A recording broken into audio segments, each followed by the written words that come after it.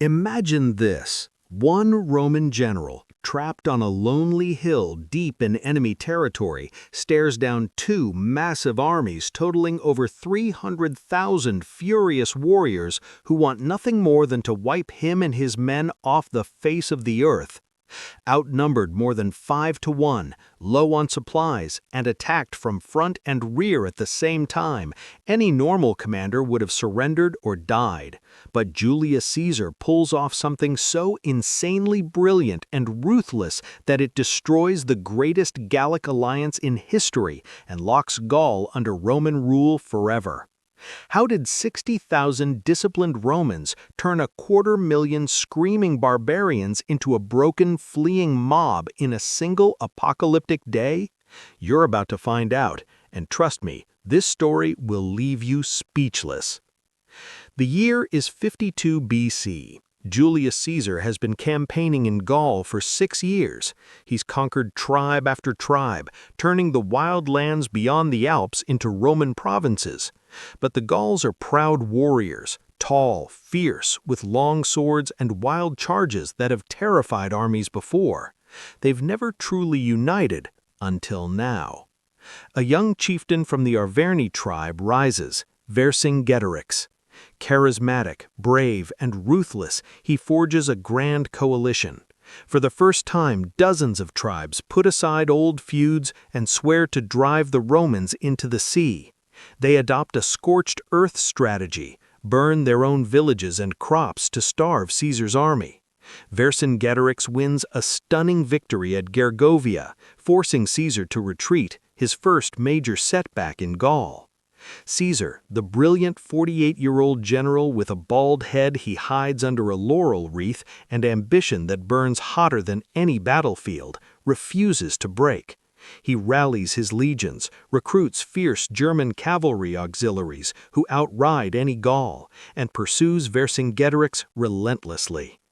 Vercingetorix, with 80,000 warriors, retreats to the fortified hilltop oppidum of Alesia, a natural fortress on a plateau surrounded by rivers and steep slopes. He believes it's impregnable. He sends his cavalry out to summon every tribe in Gaul for a massive relief army. His plan? Hold out until help arrives, then crush the Romans in a pincer. Caesar arrives with 10 to 12 legions, about 50 to 60,000 legionaries plus auxiliaries and German cavalry, totaling perhaps 70,000 men. Outnumbered even before the relief force, most generals would retreat. Caesar sees opportunity.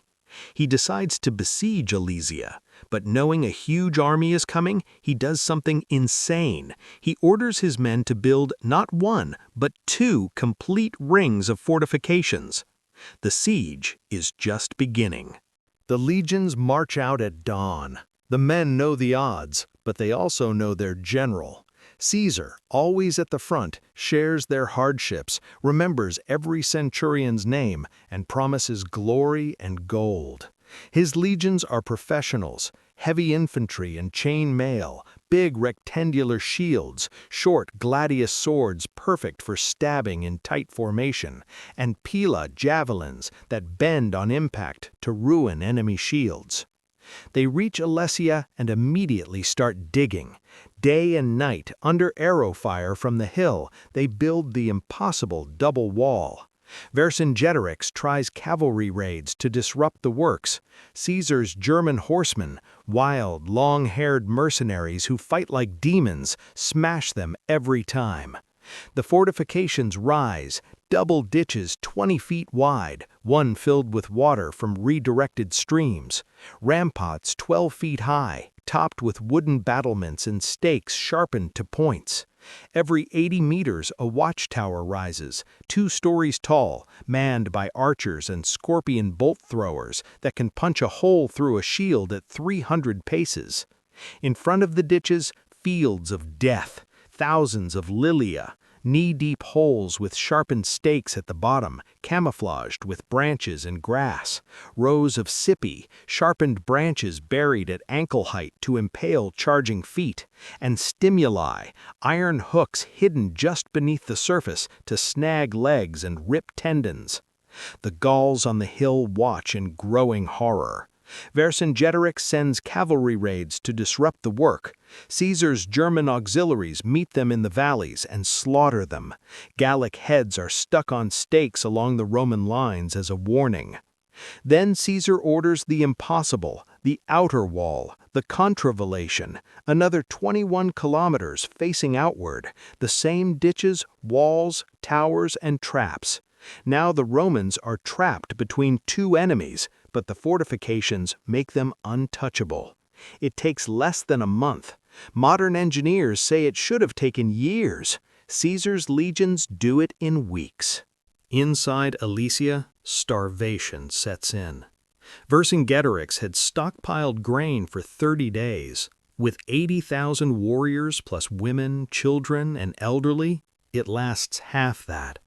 Horses are slaughtered first, then dogs and cats, then leather boiled into soup. Men grow gaunt, eyes hollow. Children cry from hunger. Vercingetorix makes the hardest decision of his life. He expels the non-combatants, women, children, old men, to save food for the fighters. Thousands stream down the hill toward the Roman lines, begging for mercy. Caesar refuses to let them through. He orders his men to stand firm. The civilians are left in no man's land between the hill and the Roman walls. They starve there, slowly, in full view of both armies. Women hold up babies, pleading. Roman soldiers harden their hearts. Gallic warriors on the walls watch their own families die. It is one of the coldest acts of Caesar's career and one of the most effective. The psychological pressure is unbearable. Weeks pass. The relief army is late. Then, finally, they come. From every corner of Gaul, endless ranks of painted warriors, trumpets blaring, chariots thundering.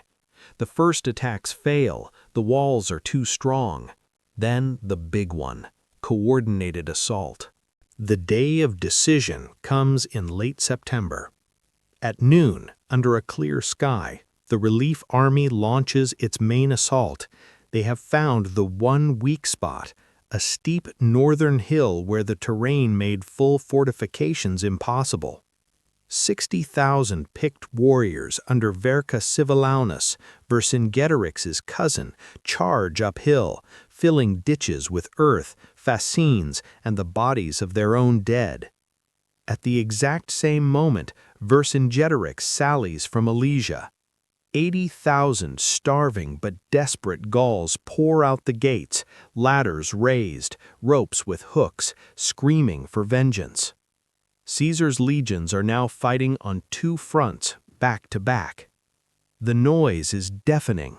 Gallic war cries, Roman trumpets, the thud of pila, the screams of dying men. Arrows darken the sky. The northern hill becomes a slaughter pen. Gauls reach the Roman camp walls, tear at the stakes with bare hands. Romans pour boiling pitch and hurl rocks. For hours the line holds, barely. Caesar watches from a vantage point, calm as always. He sends Labienus, his best lieutenant, with 6 cohorts to reinforce the hill. Still the Gauls press. They are close to breaking through. Then Caesar does what makes him Caesar. He puts on his famous red cloak, the one every legionary knows on sight, mounts a fresh horse, and rides to the crisis point himself. As he crests the hill, the Romans see him. A roar goes up, "Caesar! Caesar!" He leads the counterattack personally. Fresh cohorts from the reserve, plus the German cavalry held back for this moment, smash into the Gallic flank and rear. The Germans ride like demons, cutting down chiefs, trampling infantry. At the same time, Roman infantry pushes down the hill in perfect formation, pila volleys ripping holes, gladii stabbing and disciplined thrusts. The Gauls waver, then they break. The relief army routs in total panic. Men throw down weapons to run faster. Roman cavalry pursues until nightfall, cutting down thousands. The plains are carpeted with dead. Inside Alesia, Vercingetorix sees the smoke and hears the silence. He knows it's over. The surrender of Vercingetorix is one of the most dramatic moments in ancient history, and Caesar makes sure the world never forgets it. The morning after the great battle, the plains around Alesia are a charnel house. Dead Gauls lie in heaps against the Roman walls. Crows and wolves feast. The air reeks of blood and smoke. Roman soldiers, exhausted beyond words, still stand at their posts, pila ready, because no one quite believes it's truly over. Inside the oppidum, Vercingetorix calls his council one last time. The warriors are starving skeletons.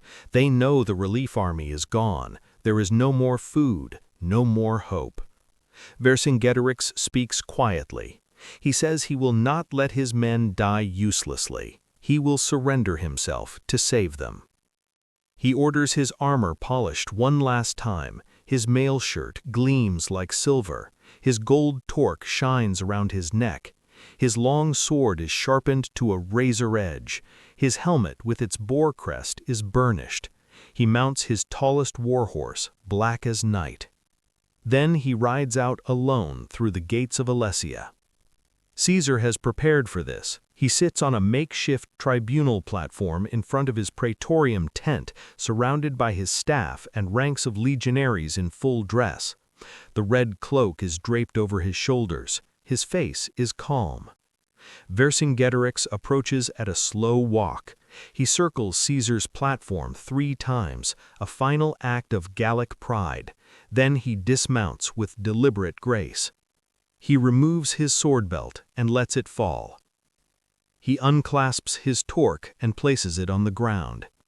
He takes off his helmet and lays it beside the sword. Piece by piece, the symbols of his power and his rebellion. Finally, he kneels, not in submission, but in dignity at Caesar's feet. Caesar does not speak. He simply nods to his guards. Vercingetorix is taken away in chains. The tribes surrender one by one. Many warriors are sold into slavery. Others are allowed to return home under oath. The great coalition dissolves like mist. Vercingetorix spends 6 years in the Tullianum, Rome's deepest prison. In 46 BC, Caesar celebrates his quadruple triumph. Vercingetorix is brought out one last time, marched in chains through the cheering crowds, then ritually strangled in the prison as the triumph ends. Caesar returns to Rome richer, more powerful, and more feared than ever. Gaul is pacified for centuries. The taxes and slaves from the new province fund his civil war against Pompey and the Senate. Alesia is the foundation stone of his path to dictatorship. But the Gauls never forget Vercingetorix. Centuries later, under Roman rule, mothers still tell their children his name. In the 19th century, Napoleon III built a massive statue of Vercingetorix on the hill of Alesia.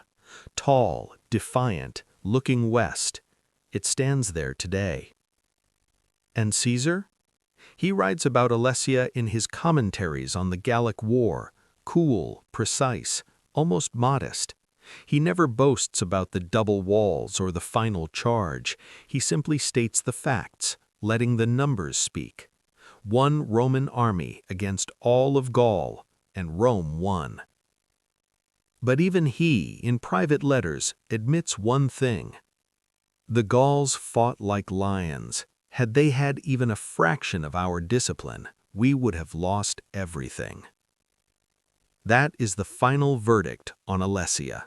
Not just a victory of engineering over numbers, not just a triumph of discipline over courage, but the day when Julius Caesar, with 60,000 men and a mind sharper than any gladius, looked at 250,000 angry warriors surrounding him on every side and decided the only way out was forward. The aftermath of Alesia echoes across centuries. Caesar does not linger in Gaul. He leaves his legates to mop up the last pockets of resistance. But the dream is dead.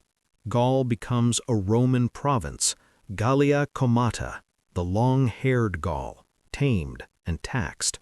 The booty is immense. Thousands of slaves flood the markets of Rome, gold torques, silver coins, cattle, grain. Caesar's soldiers receive the largest donative in generations. Caesar himself pockets enough to pay off debts that would have crushed any other Roman. He returns to Italy in 50 BC, a living god among his troops. When the Senate orders him to disband his army and return alone, he knows they fear him more than any Gaul. And so, on a cold January night in 49 BC, he stands on the banks of the Rubicon. Crossing it with an army means civil war. He thinks of Alesia, the double walls, the starving civilians, the final charge in the red cloak, Vercingetorix kneeling in the dust. He turns to his officers and says, "Aliea jacta est." The die is cast. He crosses. The civil war begins, victory after victory, until Caesar is dictator for life. But the shadow of Alesia follows him even to the end. On the Ides of March, 44 BC, as the knives rise and fall, Caesar dies at the foot of Pompey's statue, covered in 23 wounds, his blood pooling on the marble like the blood on the plains of Alesia. Rome never recovers. The Republic dies with him. The empire is born. And Gaul? It becomes the most Roman of all provinces. Cities rise where Oppida once stood. Aqueducts carry water across the same hills where Gauls starved. Roads built by Caesar's veterans link Lugdunum to Massilia. Latin replaces Celtic. Yet the memory of Vercingetorix never dies. In hidden groves, old men whisper his name. In the arenas of Rome, when Gallic gladiators fight, the crowd roars for the barbarian style they secretly admire. Centuries later, when Rome itself falls, the Franks, descendants of those same Gauls, will carry Roman law and Latin speech into a new age. And in 1865, Napoleon III commissions a colossal statue, Vercingetorix on horseback, hair wild, sword raised, staring defiantly toward the east. It stands on the hill of Alesia to this day, 30 feet tall, cast from melted-down cannons of the Napoleonic Wars. The inscription reads, "La Gaule unie, forming une seule nation, animated d'un même esprit, peut défier l'univers." Gaul united, forming a single nation, animated by the same spirit, can defy the universe. That spirit was born in the fire of 52 BC, when one man united the tribes and another man broke them with walls of earth and iron will. This was Alesia. Not just a battle, not just a siege, but the day Rome reached its high water mark, and the day one Roman general proved that audacity, discipline, and cold genius could conquer anything. Even a 250,000 warriors screaming for your blood on every side. If this story sets something ablaze inside you, if you can still see Caesar in his red cloak riding down that hill, then smash that subscribe button harder than a Gallic charge, turn on the bell, and get ready. Because next time, we're going to the sands where Caesar fought his most desperate battle against a king, a queen, and the ghosts of his own ambition. Alexandria is burning, and the story is far from over. Ave, actue, vale. Hail and farewell, until the next battlefield.